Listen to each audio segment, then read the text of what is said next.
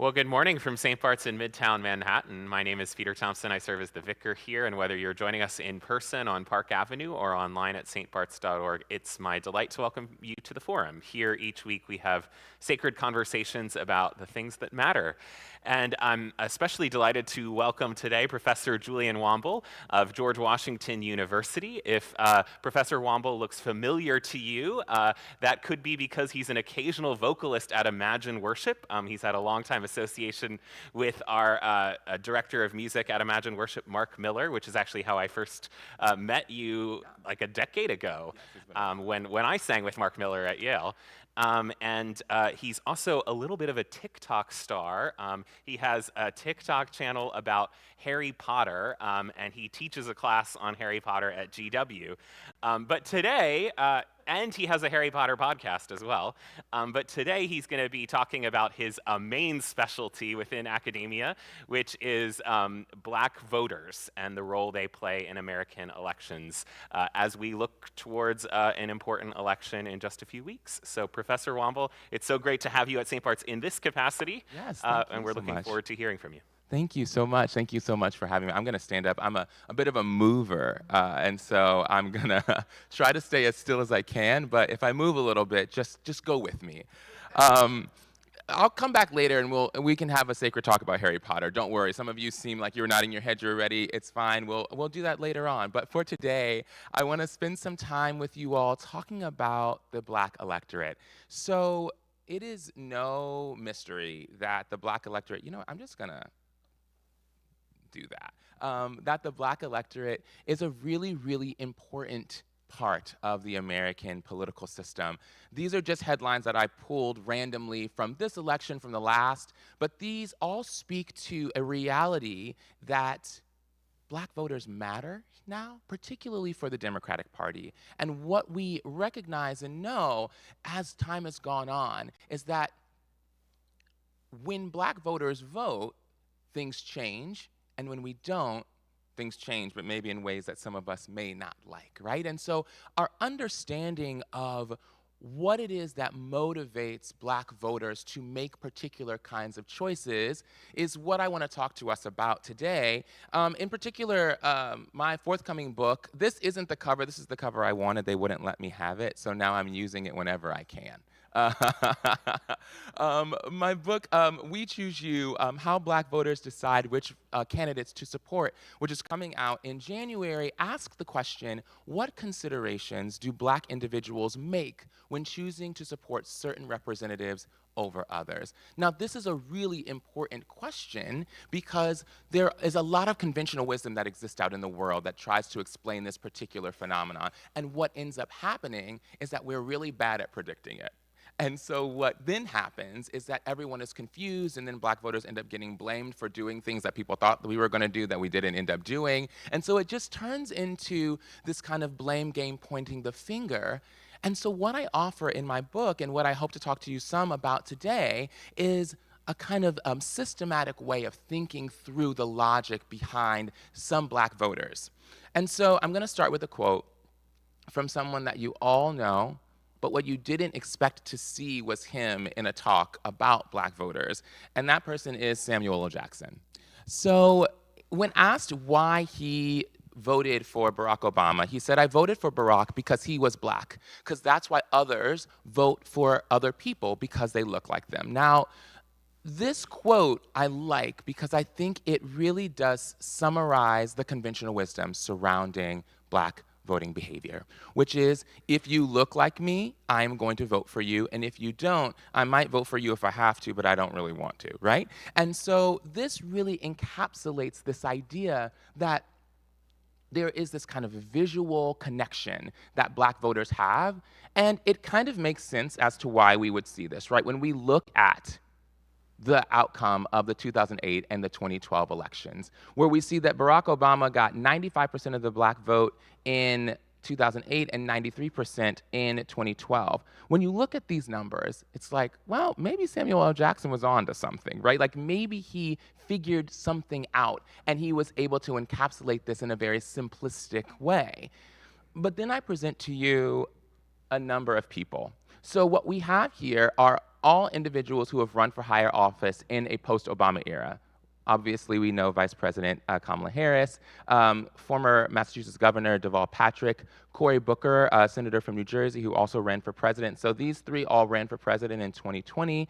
We also have here the current Attorney General of Maryland, Anthony Brown, who ran for governor of Maryland in 2014.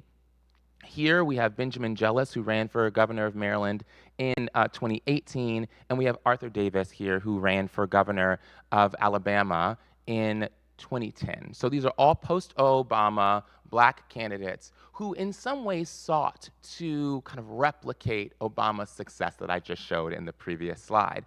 All of them failed. None of them were able to pull it off, right? So all of these individuals all were, did not garner the necessary support from black voters when they ran for president.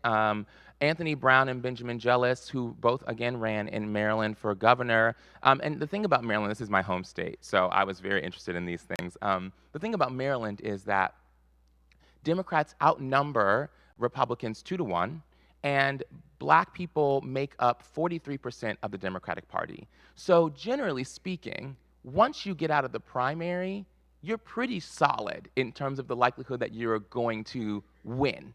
And that was the presumption that both Brown and Jealous made, and it didn't work out for them. Arthur Davis, when he ran in 2010 in Alabama, ignored the kind of black political elite and also didn't vote for the Affordable Care Act, and that cost him a lot. And so what this tells us, right, is that there are lots of examples, contemporary ones, where Samuel L. Jackson's logic doesn't quite hold, and the individuals who kind of hold this conventional wisdom. On the flip side, we have these two individuals. So we obviously know President Joe Biden, who, in 2020 lost in Iowa, came in 6th, I believe, lost in New Hampshire, and then South Carolina, black voters said, that's our guy, and literally pulled his campaign out of wherever it wasn't any place good, and led him to the White House. And then we have here, next to him, House Representative Steve Cohen out of Tennessee, who is one of the few white representatives of a black majority district. And he has been in Tennessee running in this district since 2007 and has successfully been able to maintain this seat despite running against well-known, viable black politicians. So when you take this entire slide together, it suggests to us that something else is happening here, right? That these two white guys are able to pull this off, and this bevy of black individuals were not able to get the support that would be expected based on the conventional wisdom that we talked about at the beginning. And what is true is that many of these individuals are chasing this guy's success, right? So we can see here, black voter turnout is up, but Dems can't take the Obama effect for granted. So many people are chasing the Obama effect. They want to emulate what I showed you from that 2008 and 2012. But what's really important about this is that they're not Barack Obama. And I think, and I'll talk a little bit more about what that means, but what's important here is that in my book, I say, Barack Obama is a unicorn. There were so many things that worked in his favor when he ran in 2008. There were so many kind of externalities that existed that allowed him to garner the success that he got. There's history that allowed for him to galvanize this population of people. And so what we can see here, right, in this red box, we can see that this is kind of 2004 to 2016, and that's where I want to kind of draw our eyes. And in particular, I want to draw our eyes to this is 08 and 12. And what we can see is that black turnout increased significantly. And everyone is now chasing this. Everyone wants these numbers. And in some ways, it feels somewhat unrealistic to expect that you would have black individuals making these particular kinds of choices for candidates that are not Barack Obama. And so I want us to then, and I think this is important because his election meant something. This is data from the Pew. For those of you who can't see, what we have here is the modern historic events by race and ethnicity. And so we have white individuals here, and then we have black individuals in the middle, and then Hispanic and Latinos here on the other side. And it basically asked individuals to name the top 10 most important historic events. And number one for black individuals was Obama's election, with 62% of that black sample saying that. This is meaningful because it tells us a story. Now, this isn't to say that it wasn't important for white individuals who 36% said was important, and 38% of the Hispanic and Latinos, but more than half, 2/3, said that this moment, so that when we think about what the Obama effect means and the calculus that black voters are going through, we can't and shouldn't expect that black individuals are going to do the same thing for other politicians that they did for Obama. They're not him. There's a lot of history. Many of us in this room remember that moment. Many of us were moved by that moment. And what does that then mean to have that moment and then to kind of move back into what feels more like the status quo? And so one of the big conversations that was had was this kind of decline in black turnout. So we see here voting rates dropped since 2012 for the black population. What I want to draw our attention to here is that this is in some ways a misnomer. And this has been part of the conversation about black turnout, which is black voters just didn't turn out for Hillary Clinton. The reality is what we can see here from 2004 to 2016 is it is a drop from Obama, not a drop in overall turnout. In fact, what we see is that black voters just returned back to what we were doing before. And so in this quest to find a way to capture that Obama effect, what has effectively also happened is that we have basically said, oh, black voters just aren't showing up, without taking context into account, without considering the fact that, yes, Hillary Clinton's election was historic, and her being the first woman nominee of a major party was meaningful, but she's not Barack Obama. And I think that I say this and I'm harping on it because I think that what tends to happen in the common overall conversation is that it somehow suggests that it's black people's fault that she didn't win, right? Like that's the narrative that comes out. When in reality, black voters did what we always do every time, right? That's what this shows us. And so that the ease with which that the overarching individuals were willing to place blame on this population who, again, showed up the way that we have for someone who isn't making history, suggests to us that there's more to the story about this and that it also oversimplifies the calculus and the strategic nature of black political behavior. What else is important for us to think about here is the role of gender. So this is coming out of the Census Bureau. And what we can see here is that over time, black women have turned out more than literally any other group.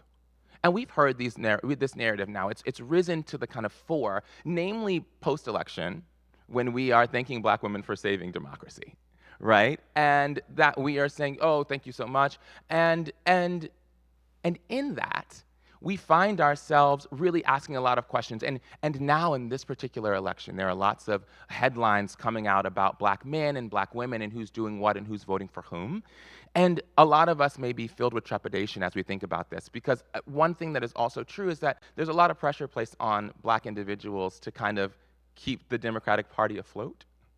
And that pressure in particular is placed on black women to do what they have been doing.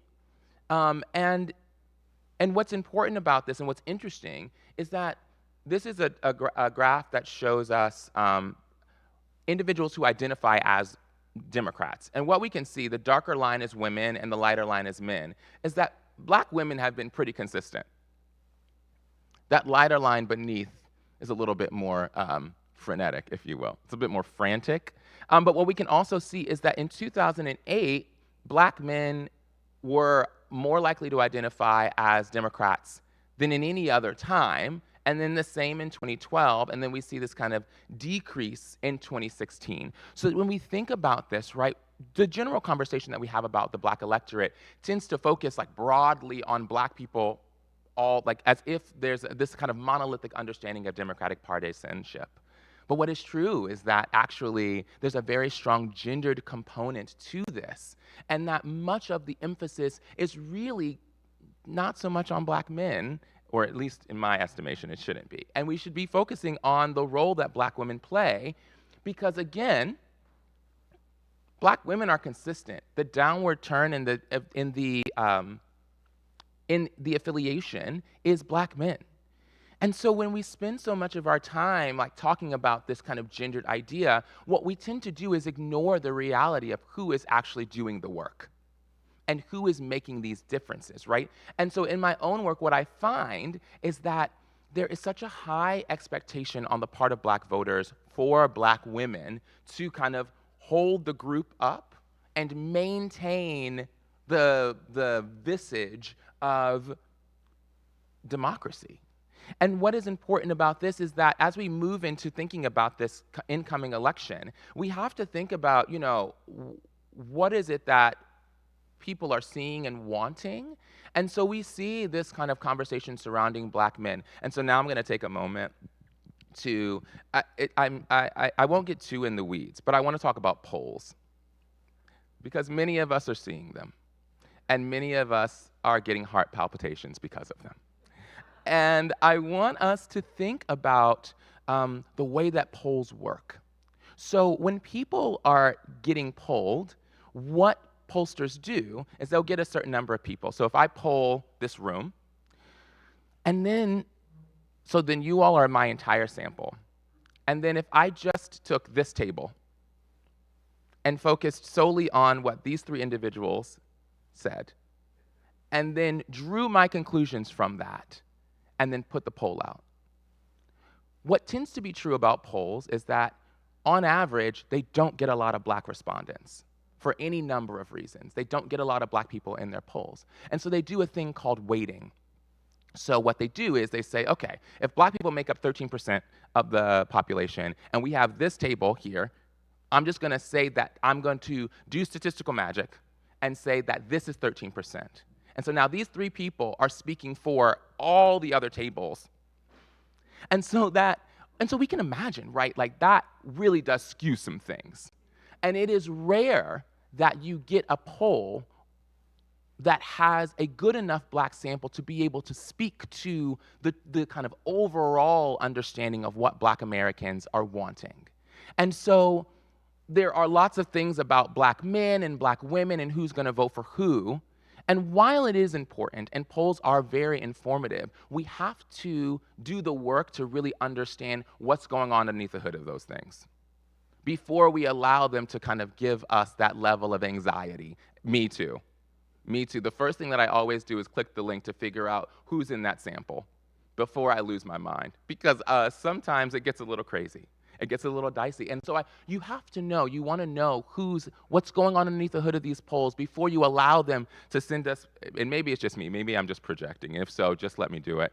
And so that there is this idea of, you know, what's happening with Black men, what's happening with Black women. And the reality of the situation is that polls also lead to clicks. They lead to the selling of papers. There is an economic incentive for them to be splashy and flashy. And again, they can be informative. I don't want to take that away from them. But we have to also consider a number of factors before we allow ourselves to take them as true completely. Now, I trust Pew, which is where I get this from. And what we can see here is that on average, these numbers look a little inflated. And what else is true, and this is an important caveat, is in my own work, I do a lot of survey work. Getting Black men to take a poll or a survey is really, really, really hard. It's very difficult. And so we're not talking about a lot of people. We've just weighted it in such a way that gives it strength, that feels like it's pushing and pulling. But it's not necessarily the truth, because then what also ends up happening is then we get to the election and the numbers look like they always look. And we're all like breathing easy again because we're like, oh, it wasn't that bad.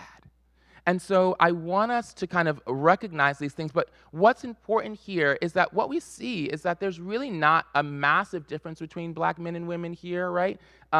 There obviously are more men who are, leaning towards Trump, and it's always unclear whether or not leaning actually is meaningful. And what a work of my friends and colleagues tells us is that, lots of people will say things and do something else. We know those people. Some of them are our friends and family, who will say one thing and do something else. And so that there is a kind of, there may be some sort of social aspect to this as well. But one thing that we can kind of take heart in is that we are seeing a massive uptick in increase in voter registration. So this is based from 2020 to now, to July of this year. And there has been almost 176% increase in the voter registration of young black women, almost 150 for young Latinx individuals, and that we can see that voter registration is increasing. This means something. This is really important, especially in this era and in this season where voter disenfranchisement is at an all-time high in many states where a lot of these individuals are living. And so the fact that we are seeing individuals going, in some ways, the extra mile, depending on where you live, to register to vote, where for many of us who drive, like when I got my driver's license, it was you click a button and that was it. I was registered. But for many people who live in maybe some urban areas, some rural areas where they don't have to do that, voting registration is a very meaningful process. And we hope that it means that those individuals will go out to vote. But even if we got a fraction of these new registrants, this is still very, very important and very meaningful. And it's happening amongst individuals who are the most likely to vote a very specific way. But the Republican Party is still making appeals. They are trying to come in on some of the way that black voters are making decisions and trying to sway individuals. And we've heard a lot of narratives surrounding this, particularly as it pertains to black men. And so then I return back to the argument that I make in my book, which is that black voters prefer politicians who can show a commitment to prioritizing the racial group's interest over their self-interest. And by that I mean black people want to know that you are going to do things for the group that may or may not benefit you. When we think about the history of the black electorate, I always take us back to 1968, to the Civil Rights Movement, to the Voting Rights Act, to the Civil Rights Act. And one of the things that came out of all of those movements was that civil rights leaders, like the late John Lewis, became politicians.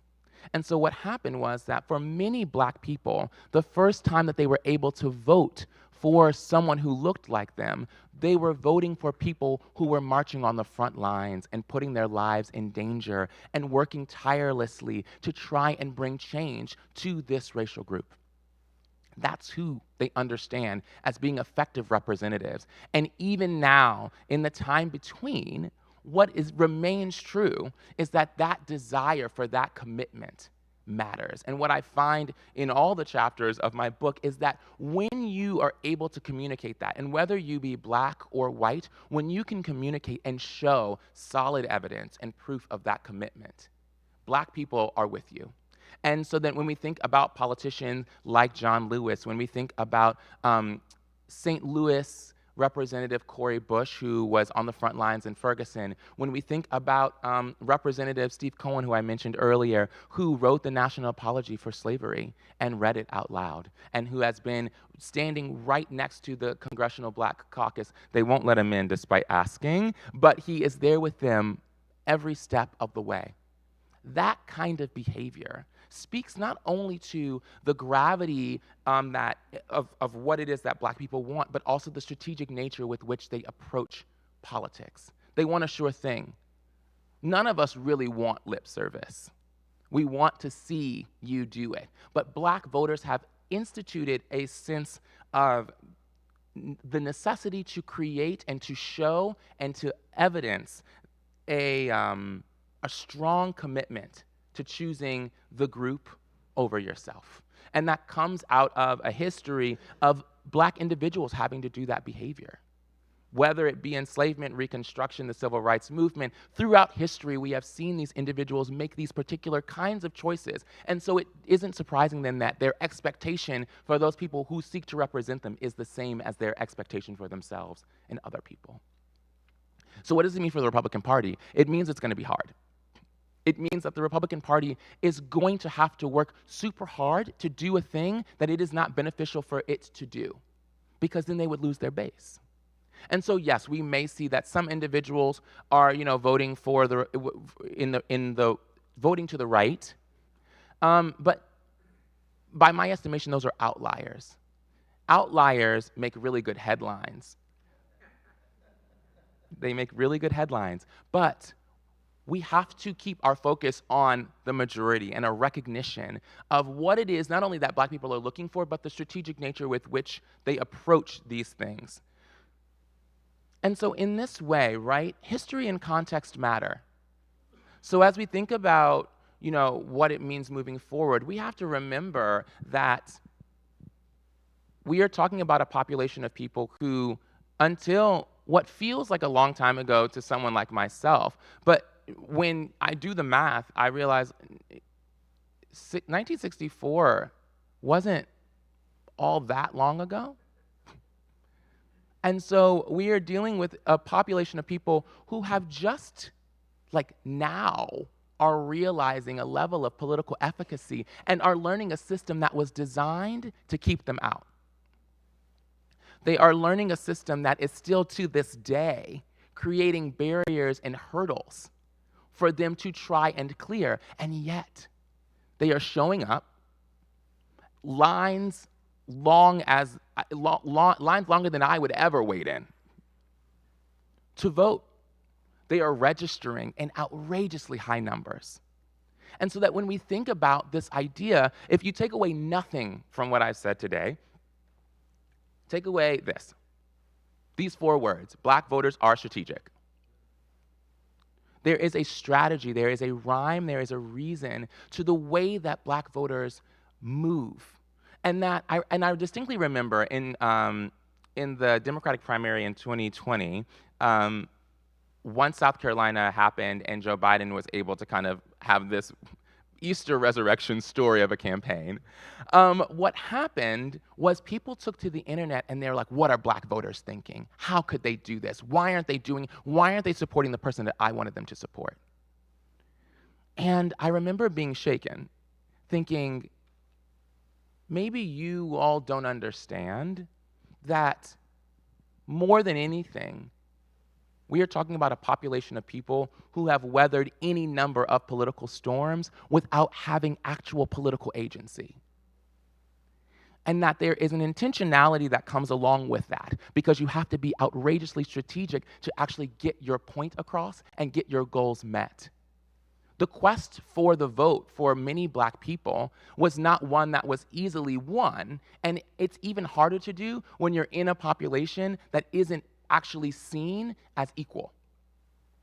And so there's a strategy that has to be invoked and a strategy that has to be employed in order for you to be able to assert yourself. And now I stand here before you today, a political science professor at George Washington University, because of those efforts, because of that strategy.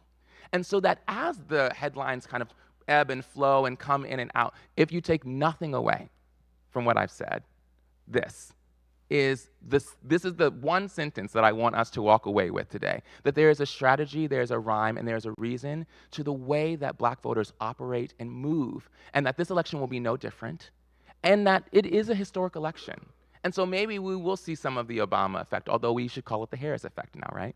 But that there is something important about the way that we think about this, and that the oversimplified way that Samuel L. Jackson understood Black behavior is not inherently false, but there's so much more to the story. And with that, I thank you.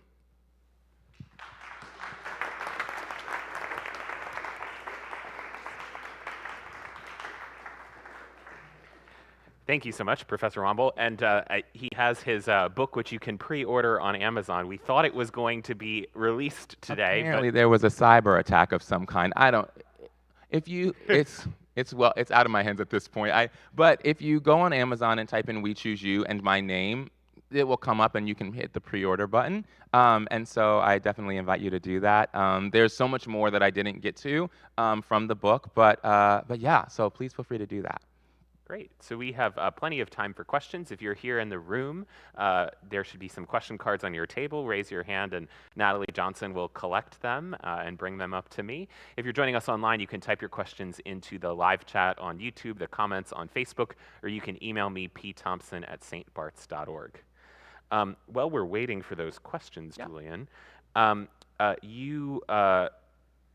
your visit today is appropriately timed because it is the last of our postcard parties, Yes. where we're writing postcards in collaboration with an organization called Reclaim Our Vote that are specifically targeted to underrepresented voters in important states. And I'm wondering if you talked about the roadblocks in terms of people being able to vote, and if you could talk a little bit more about that and how that impacts voting habits. Absolutely. So one thing that's important about the disenfranchisement that we're witnessing now is that this is nothing new.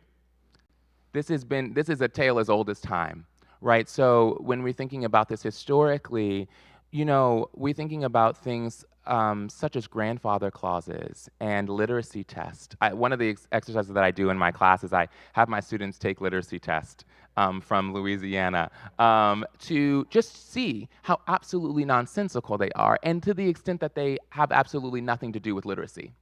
And so when we think about that reality, the reality that there are all of these impediments placed that are not grounded in anything legitimate, but rather an assertion of one's power and a rejection of access.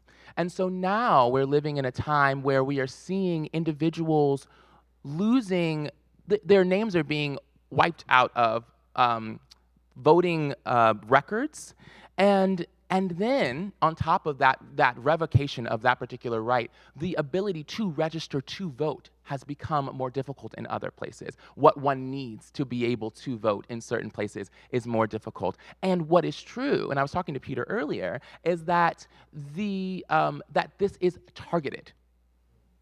There, again, in the same way that we think about the strategic nature of Black voters in the navigation of these impediments, it is important for us to realize that these impediments are not accidental, that they are themselves intentional and strategic.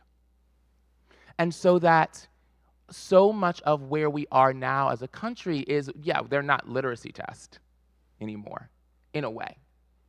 But that this is an age-long situation wherein the powers that be are seeking to impose a white supremacist understanding on who gets to have access and who does not.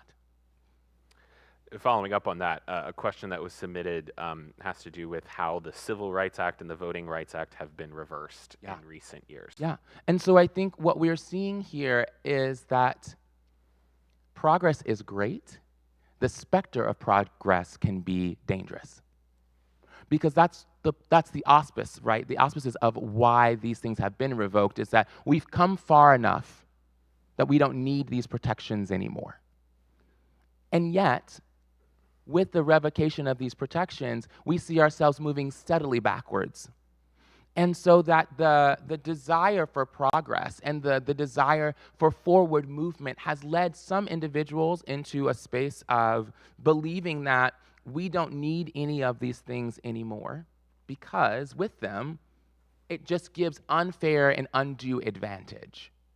And yet now what we're seeing is that without them, individuals, power structures, states are able to take away something that many of us have fought so hard to be able to use. And so that the revocation of these things, I think, is in some way, it is outlandishly disheartening, though not surprising. But I think what is the thing that gives me the most pause is the justification behind the revocation. It is the idea that we as a nation have come so far. We had Obama. We had that high level of turnout. Why do we need these things anymore? And then people say, yeah, no, I think you're right. And that doesn't sound like it's targeting certain communities. It doesn't sound like it's attacking people. It just sounds like, well, they were here to create equality. The job is done. We're good. But we realize after they're gone, after they've been revoked, that, oh, maybe we weren't as good. And it's a lot harder to get them put back into place now. And that's where we're at. Have you done any research into voters of color who are not black, and how do their behaviors differ from black voters and from white voters? Yeah, so I think so most of the work that I do is on black voters, but when you do this work, you kind of have to recognize what other groups are doing. And so I think one thing that is true is that when we think about Latinx individuals and Asian Americans, there's the difference in experience on the grounds of immigration really matter. And so that what it matters on a number of dimensions. And even within the black community, right, thinking about black immigrants, and the differences of experience based on the grounds of one's lived experience in either coming to this country or being born here, but being born into a family of immigrants. And all of those things play such a strong part in the way that people understand who they are as like Americans, but also as political actors. And so in the same way that Black American individuals who are descendants of enslaved people understand like there's a necessity to navigate in a very specific way, the same is said for most other groups. Now, I think that there are differences of lived experiences that inform that strategy differently. I think that Asian Americans are going to understand the world in a different way than, other groups. They are the fastest growing immigrant population in this country right now. And there are a lot of hurdles put into place, right? Language, culture, just the sheer representation of the group itself, right? And what else is important is that, a lot of these groups have very strong ethnic ties, and that the big we, like we as in America, have created these silos into which they have to kind of put themselves in order to be able to successfully function in the American space. And that has implications for how they then behave, who they vote for, and how they understand the political world that we live in. How are black women as candidates received by black voters and in different ways from black male candidates? Oh, I am so glad you asked. One of the things that I have found is that, I ended the talk with the discussion surrounding the notion of commitment to the group and really showing that. And what I have found is that black women politicians are seen without any evidence, without any proof, so much more committed to the black community than their black male counterparts. Now, this could be for a number of things. One, historically, we didn't have a lot of black women able to run for office until recently, until, the 60s and the 70s is really when we're getting the kind of an uptick in that number. And so perhaps that recognition and that belief is simply because we just haven't had a lot of black women, and we haven't had a lot of black women politicians transgress enough that they need to kind of prove themselves. And so there's an inherent belief. And so while that feels good, it also worries me because I think of the fact that it is a lot easier to ask for forgiveness when people expect you to make mistakes than when they don't. And so that it is harder, my data would tell us, to be a black woman politician because if everyone expects you to just be the most committed person and being so self-sacrificing, when you transgress, that hill is much higher and it's a much farther fall. And so I think that while there is a lot of faith in black women politicians, there is also an undue pressure to have to perform in an expected way that does not allow for you to be able to effectively transgress in the same way as black men. Can you talk about black Republicans like Tim Scott or more recently Mark Robinson? Yes. Okay. All right. I'm just trying to like clean it all up in my head. Um, so that so when we think about black Republicans, I think what is important for us to think about is how hard they have to convince white people that they are not like black Democrats. So much of what we see from Tim Scott, so much of what we see from Mark Robinson is this really, really, really incendiary anti-black in particular language. And this comes out of the reality that many white individuals see black politicians and assume that they are more liberal, that they are more democratic, and they are more likely to help the black community. So in order to get white Republicans to see you as not that, you've got to go way, way, way, way, way far in order for them to even just meet you in the middle.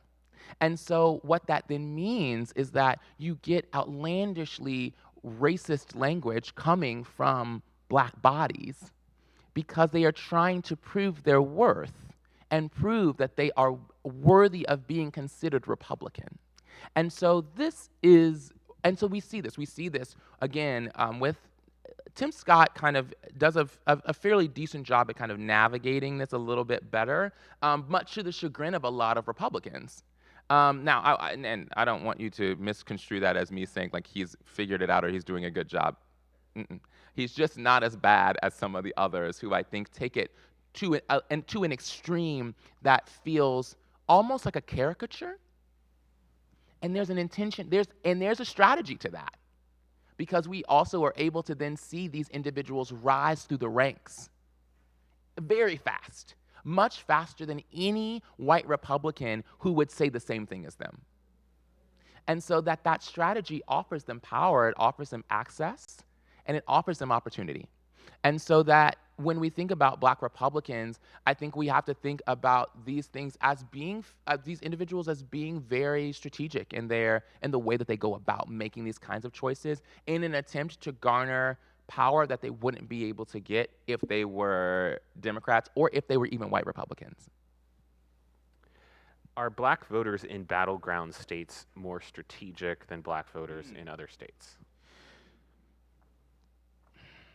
I think that they have to be. I think the strategy is probably the same. It's the way that you then go about asserting it, the necessity to really use it. You know, I live in Maryland, which is as blue can get. And which isn't to say that, well, except we had a Republican governor for 8 years, but don't think about that right now. But that there is a necessity to, I think my family and I recognize that obviously there are things that we have to do, but we're also not as worried about our names being taken out of, voting banks. We're not worried about disenfranchisement. Those are not things that concern us because of the state that we live in. We still have to understand the world that we live in and strategically understand what our vote means. But we don't necessarily have to worry about those impediments operating the same way. And I think that when you're in battleground states where there is a concerted effort to disenfranchise, you have to be mindful and specific and intentional in a way that those of us who are in states where that's not the case don't necessarily have to operate in the same way. Can you talk a little more about how disenfranchisement works? What are the obstacles in practical Sure. terms? So I think, voter ID laws has been one that's been very big across many, many places, namely because, and this crosses both racial and socioeconomic lines and also speaks to the kind of intersection of those two things, right? And so voter ID laws are a very big part of this because there are a lot of people who don't necessarily have state-issued IDs, who, for one reason or another, haven't needed them, who don't necessarily have the necessary things, right? Whether it be bill statements or things of that nature that you have to prove who you are. And so that's a really big impediment. And then this kind of wiping clean of voter files. And that is even more insidious because you don't know. So you may have been registered to vote and you just have no idea that your name has been removed.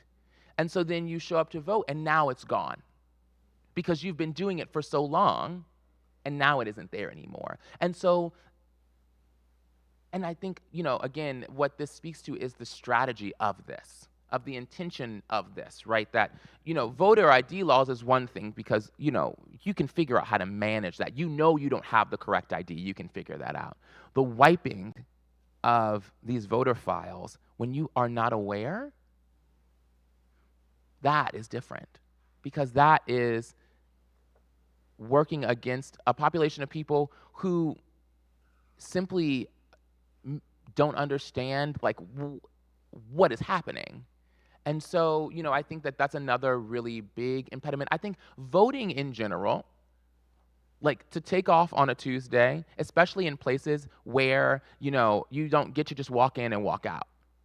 When I go to vote, I vote early, but I have the opportunity to do that because of my job. I have the privilege of being able to just have that day. My school closed on election day so that we could go. There are a lot of people, again, it's an intersection of socioeconomic status and race. There are a lot of people who can't do that, who don't have the opportunity. And those people in those places tend to be people who also are in spaces where there is one polling place for many, many, many, many, many miles. So the lines are long. You are there all day, which means you have to take off work, which means you are losing money. And so that voting in and of itself isn't inherently costly for some of us, but for some people, it is an outrageously costly act, which again speaks to kind of the strategic nature of people who are willing to do that. Because it is not always easy for a lot of people to make to make the decision to say, this is so important that I'm willing to forego my check for that day, to go stand in line, come rain or come shine, to show up to vote. You spoke about black male reluctance to participate in surveys. What is that about? Has that been investigated? Not really, but I'll just give you my hunch. It's just a lack of trust. I think that, when you are a part of a group where you understand that your words can be used against you in a number of different ways, when things can be warped and changed and moved around, that level of distrust is meaningful, and that it is really, really difficult to find faith in people that they're going to represent your views correctly. And so that without a lot of economic incentive, it seems like it's not really worth it. And so I think that in some ways that is a big part of this, is that it's hard to believe that, what you are going to say isn't going to be used against you. And that lack of trust is important. And it is, as a researcher, it is important for me that you trust me enough to represent your words and your responses correctly. And there's no, and in truth, there's no reason why black men or anyone, who has been mistreated on such a grand scale should believe that they would be represented correctly. All right, final question, a very easy one. Yes. The role of race in the current presidential election, especially with regards to the fact that we had an election in which it seemed the two major candidates were older white men, and now one of the two major candidates is a black woman.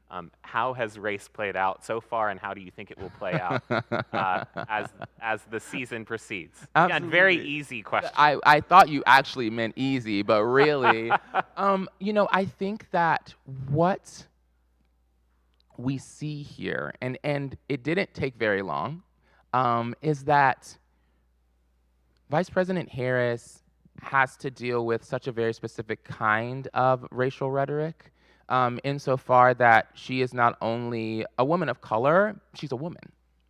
And so she has to navigate a different set of stereotypes than, say, Barack Obama did. Right? There were very few concerns about whether Barack Obama was strong enough to be president, or assertive enough to be president, or able enough to be president.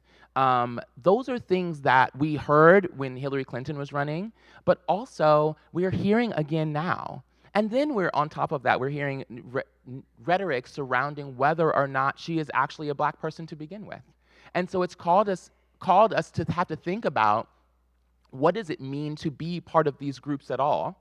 And what kind of performance does she have to give to be able to prove it? Which also feels like a really silly thing that one has to do. And so I think that the role of race in this election is really important, because I think that one of the big concerns that I know I had, and a lot of my colleagues and friends had, was surrounding the idea that, are we as a country ready for this? And I think, I never take for granted the perfect storm that was the success of Barack Obama. And I never thought that we would be in a place where we might have another kind of perfect storm moment.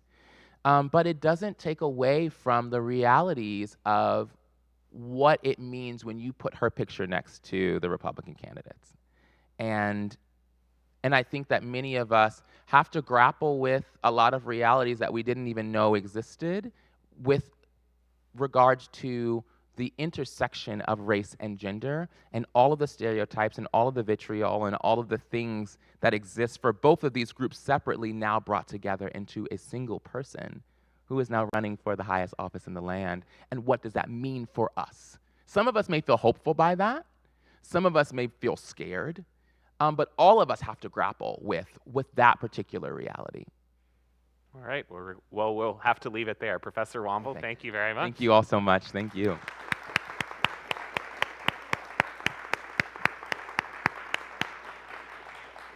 And thank you all for being here. We hope you'll stick around, whether in person or online, and join us for worship at 11 a.m. Next week, we'll be celebrating St. Francis Day, and we'll be welcoming back our former parishioner, Peter Domenical, to talk about the oceans and the role that they may play in combating climate change. So see you then.